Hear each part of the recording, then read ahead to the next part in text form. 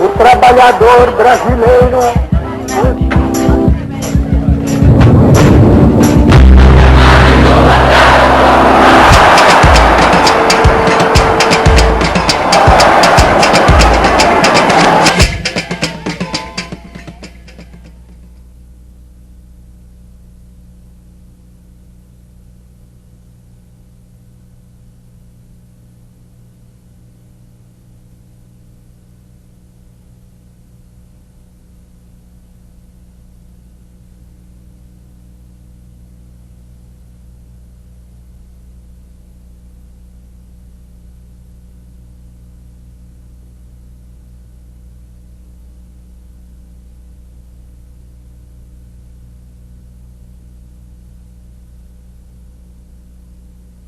Pois conseguimos organizar o trabalho nacional segundo os princípios cristãos da justiça social, sem abalos econômicos.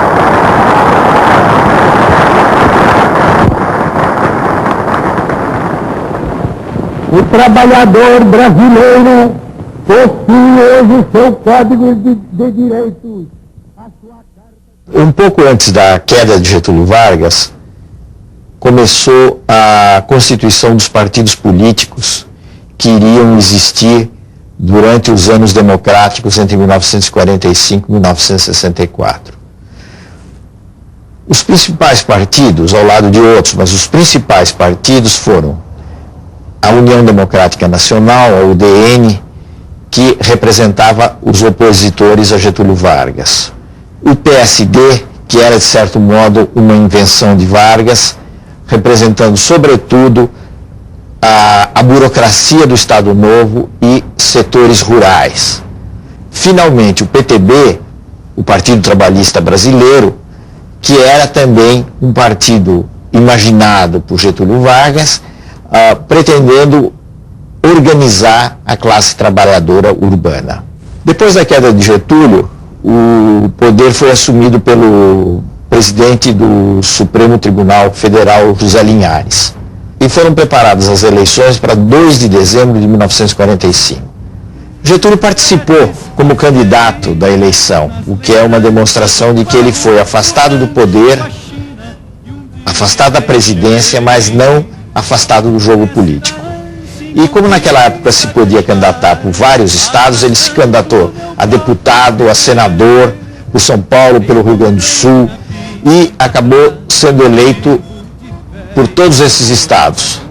Acabou, inclusive, tendo que fazer uma escolha, naturalmente, e tornou-se senador pelo Rio Grande do Sul. Meu nome é Rio Grande, eu sei que nasci para ser tradição.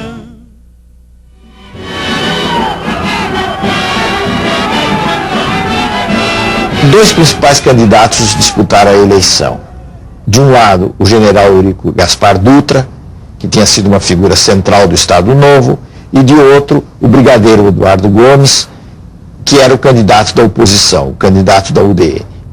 Curiosamente, os dois eram militares, mas a gente pode dizer que Eduardo Gomes era um militar liberal e Dutra vinha da tradição autoritária do Estado Novo. Dutra teve o apoio de Getúlio Vargas. O Getúlio deu o apoio ao candidato nos últimos dias da campanha e com isso atraiu a massa e o voto da massa da classe trabalhadora urbana. Tudo isso explica a ampla vitória de Dutra.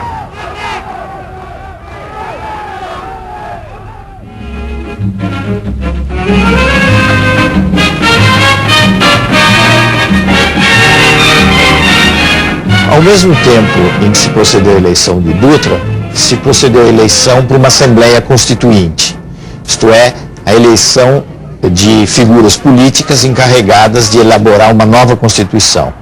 A Constituição que foi aprovada em 1946 e que ficou em vigor até 1964, tinha características que nós poderíamos chamar de liberal-democráticas, isto é, estabeleceu a divisão entre os poderes, o executivo, o legislativo, o judiciário, a representação através do voto individual das pessoas para a Câmara, para o Senado, e todo um capítulo também existia garantindo liberdades de expressão, liberdades democráticas.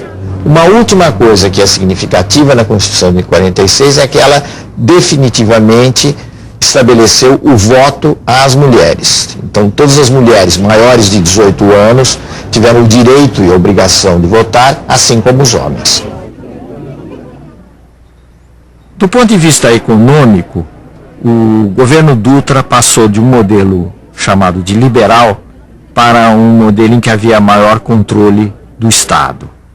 E na época dele, ocorreu no plano internacional uma coisa muito importante, que foi a passagem de uma época de confraternização das potências que ganharam a Segunda Guerra Mundial para o início da Guerra Fria, que pôs frente a frente os Estados Unidos e a União Soviética.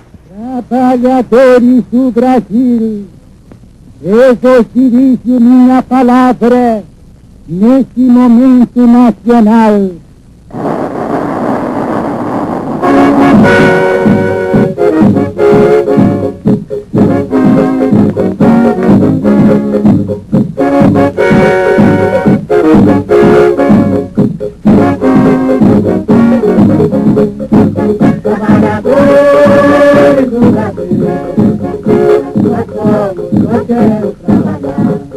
Nas eleições de outubro de 1950, lançado pelo PTB, Getúlio alcançou a vitória, enfrentando mais uma vez o brigadeiro Eduardo Gomes pela UDN e um candidato obscuro, Cristiano Machado, pelo PSD. Apoiado socialmente por setores que iam desde o empresariado até a classe trabalhadora urbana, Getúlio, pela via democrática, chegou novamente ao poder.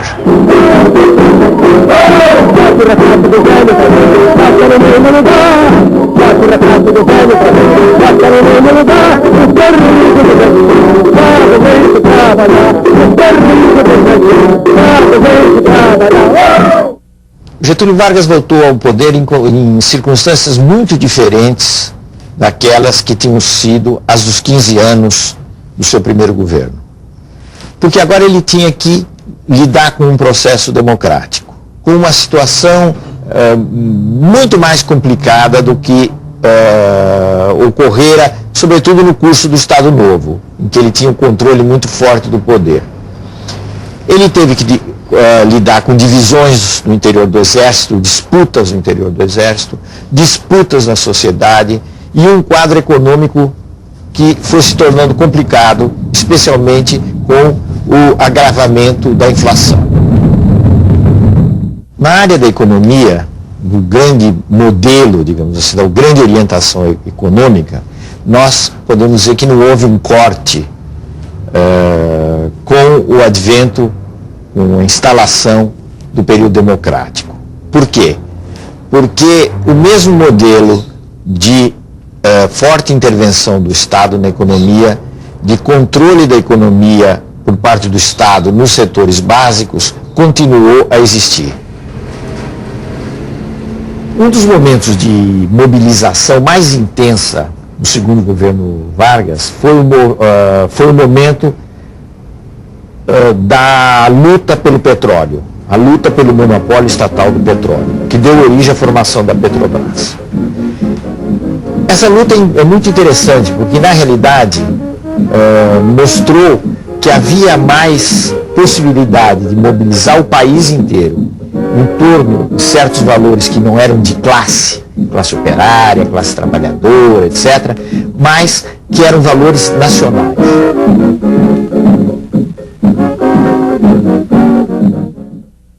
O populismo era um fenômeno que já vinha dos últimos anos do Estado Novo.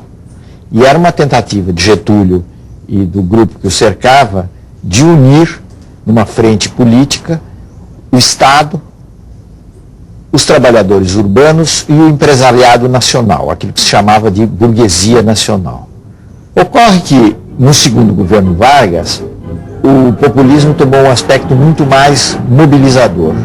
Quer dizer, Getúlio, cada vez mais convencido de que ele podia mobilizar e se se apoiar nas classes trabalhadoras urbanas como um recurso político para os seus objetivos.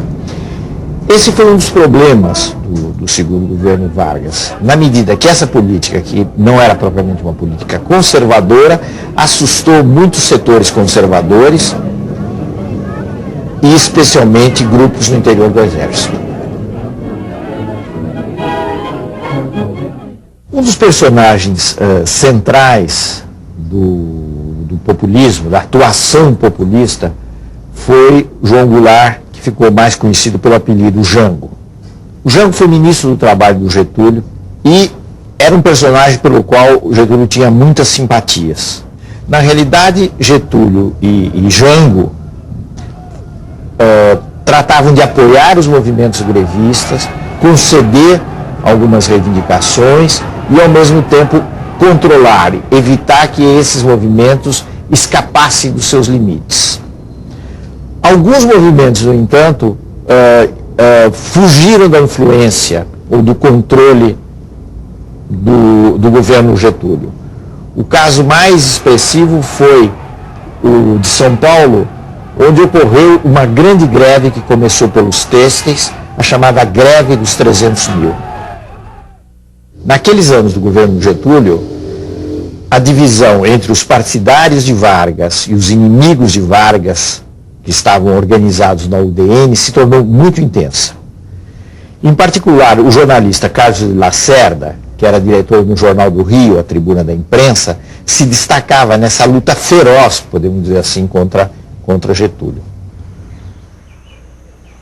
E aí, nos círculos do poder, no Palácio do Catete, que era a sede do governo, surgiu a ideia infeliz de se eliminar Carlos Lacerda.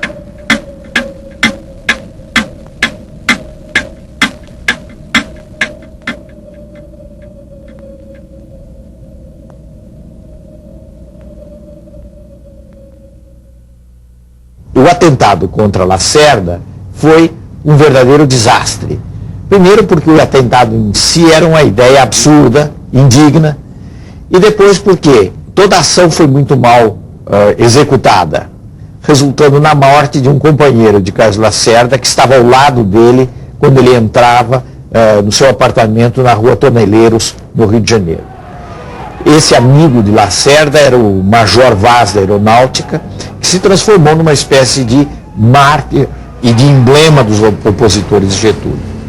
A morte do Major Vaz teve um efeito eletrizante, começou-se a acusar os íntimos de Getúlio e o próprio presidente da prática de corrupção. O próprio Getúlio falou que havia um mar de lama à volta dele, que ele não conhecia, e ele realmente se sentiu encurralado e acabou dando um tiro no peito em 24 de agosto de 1954, deixando uma carta chamada, famosa carta Testamento de Getúlio Vargas.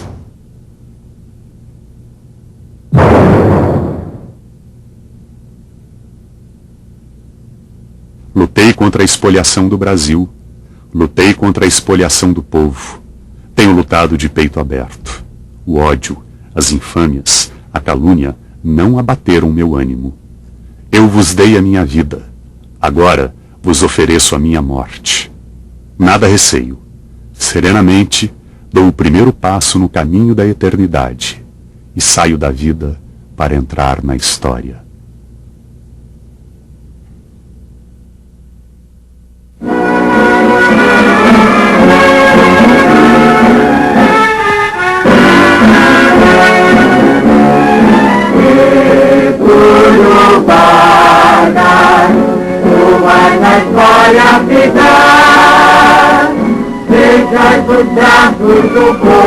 Getúlio foi a figura política mais importante do Brasil no século XX. Apesar de todas as suas contradições, com a morte dele por razões políticas, com esse sacrifício, ele se converteu perante as massas populares num verdadeiro mito.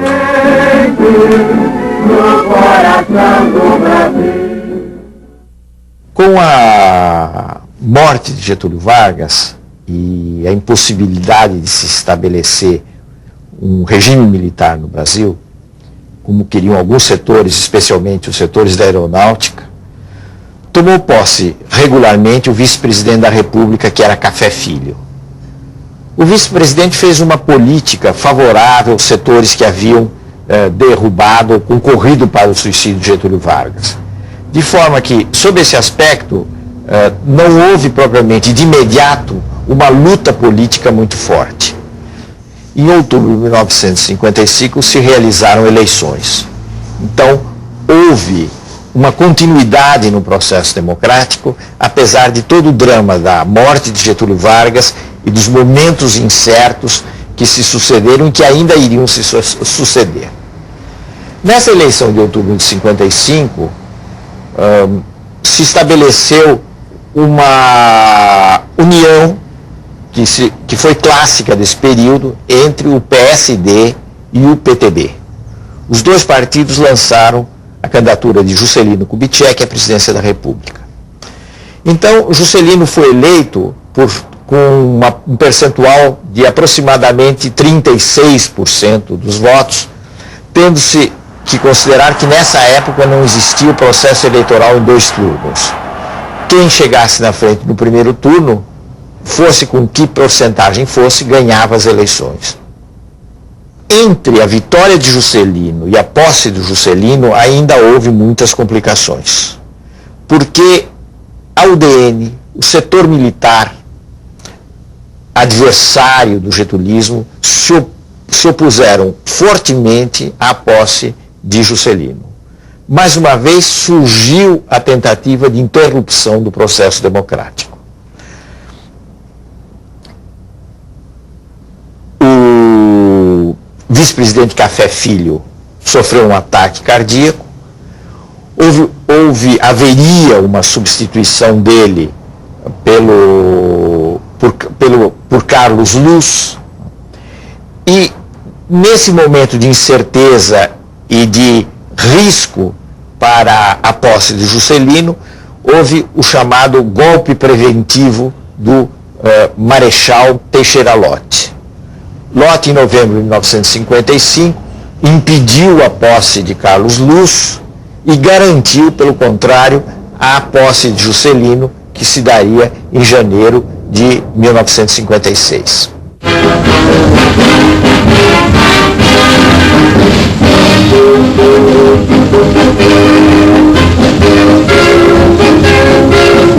A multidão cresce a cada instante em frente ao Palácio Presidencial. A multidão penetra nos jardins.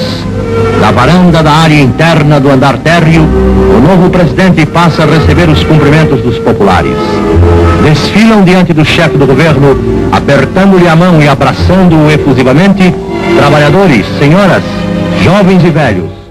O governo de Juscelino, que começou com tantas incertezas, se realizou de uma forma relativamente estável e com muitos apoios. Finalmente inédita em nossa história, os bravos soldados do Brasil. O Juscelino conseguiu reunir em torno dele amplos setores da população. E isso, sobretudo, através da realização de um programa que ficou conhecido como o Programa de Metas. Esse Programa de Metas, de alguma maneira, alterou, não o modelo, mas mudou um pouquinho os rumos da política econômica. Juscelino passou do nacionalismo econômico que vinha do passado a uma espécie de desenvolvimentismo econômico. Qual é a diferença disso?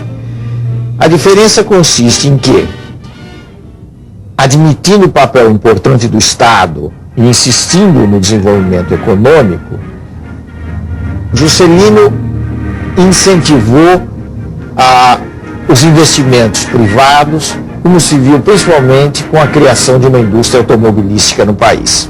Novembro de 1959. Juscelino inaugura a primeira indústria automobilística, a Volkswagen no Brasil. A classe média orgulhava-se dos automóveis e eletrodomésticos made in Brasil.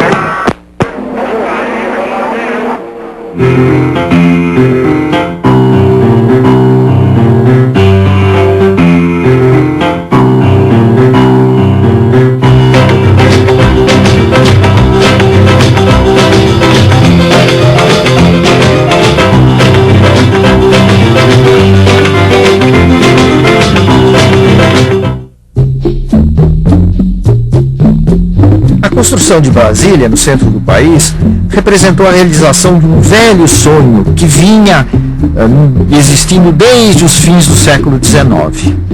Do ponto de vista urbanístico, foi algo de impressionante, porque não havia nada em Brasília, havia o Cerrado do Planalto Central, e ali se ergueu uma cidade, toda ela planejada a partir da capacidade de planejamento dos arquitetos Oscar Niemeyer e Lúcio Costa.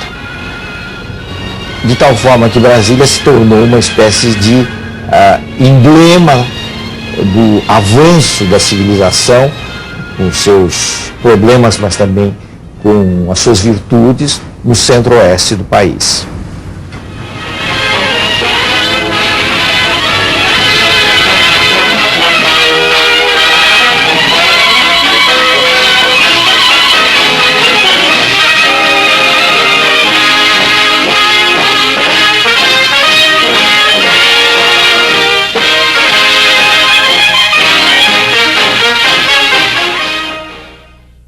A sucessão de Juscelino Kubitschek se deu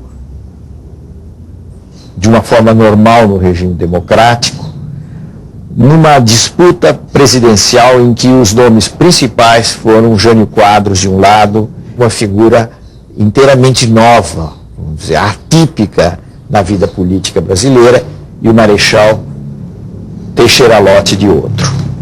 O Marechal Teixeira Lott era um nome respeitado nos meios militares, mas era um mau candidato. Ele não empolgava a massa popular e, com isso, a possibilidade de êxito da sua candidatura era e foi muito escassa. Jânio conseguiu perceber uma coisa que era muito importante, que o tema da moralidade pública poderia ter um rendimento popular. Jânio se transformou num grande personagem do ponto de vista político e alcançou uma vitória muito expressiva nas eleições de 1960. Parre, parre, vassourinha, parre, parre, a bandalheira, e o povo está cansado de sofrer dessa maneira. O governo Jânio foi um governo muito breve, um governo de poucos meses. Pela primeira vez, um presidente tomava posse em Brasília e ele deveria governar em Brasília. Aconteceu, entretanto, uma coisa curiosa que iria marcar a história política dos anos seguintes, que foi o fato de que o vice-presidente eleito junto com Jânio não pertencia à chapa que tinha o apoio principal na UDN. O eleito foi precisamente Jango Goulart. Isso aconteceu porque, naqueles anos, era possível votar num candidato de um partido para presidente e no candidato de outro partido para vice-presidente. Isso resultando num problema que se tornou muito grave com a renúncia de Jânio Quadros. Como é que se explica a renúncia desse personagem misterioso? Que ele realizou uma política conservadora, ou tentou realizar uma política conservadora, mas necessária, tentando reorganizar finanças, tentando controlar a inflação. Ao mesmo tempo, ele adotou o que se poderia chamar uma política progressista no plano das relações internacionais do Brasil. Em pouco tempo, Jânio perdeu o melhor dos apoios que ele tinha. A esquerda não confiava nele, os nacionalistas não confiavam nele, apesar da política externa independente. Por sua vez, as forças que o apoiaram também deixaram, em grande medida, de apoiá-lo. O que é que Jânio imaginou, então, diante desse quadro? Ele imaginou uma espécie de espetáculo de renúncia, do qual ele voltaria mais fortalecido. Então isso parecia um expediente que daria certo. Só que deu inteiramente errado. Quando ele renunciou, não se discutiu praticamente a renúncia. Ele veio para São Paulo, praticamente nada aconteceu, e o que ocorreu foi o fato de que ele abriu com isso, com esse gesto profundamente negativo, um vazio, um trauma na vida política brasileira.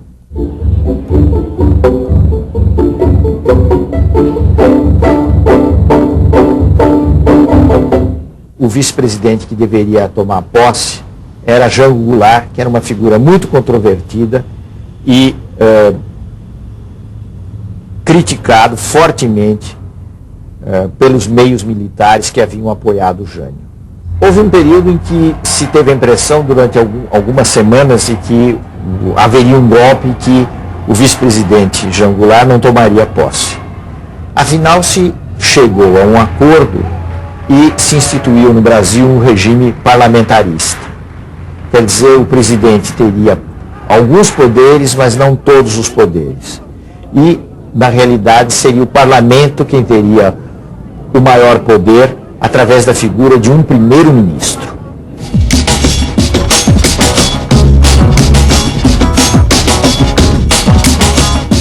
O período de governo de Jango Goulart talvez possa ser definido como um período de populismo radical.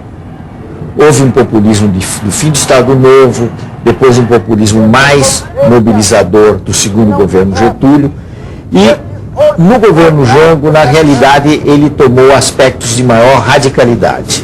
Houve um comício em março de 1964, no Rio de Janeiro, o famoso comício da Central do Brasil, em que Jango anunciou uma série de medidas de reformas perante uma grande massa da população. E deu com isso a impressão de que estavam se iniciando as chamadas reformas de base, reforma agrária, reforma urbana, que conduziriam o país, ao ver dos conservadores, a um rumo desconhecido. A partir daí, houve uma mobilização social anti-Jango, feita principalmente por uma classe média atemorizada, de tal forma que deu uma base social, civil, ao movimento anti-Jango. Nos fins de março, 1º de abril de 1964, estava se instaurando o primeiro regime militar no Brasil, que iria durar até praticamente o começo dos anos 80.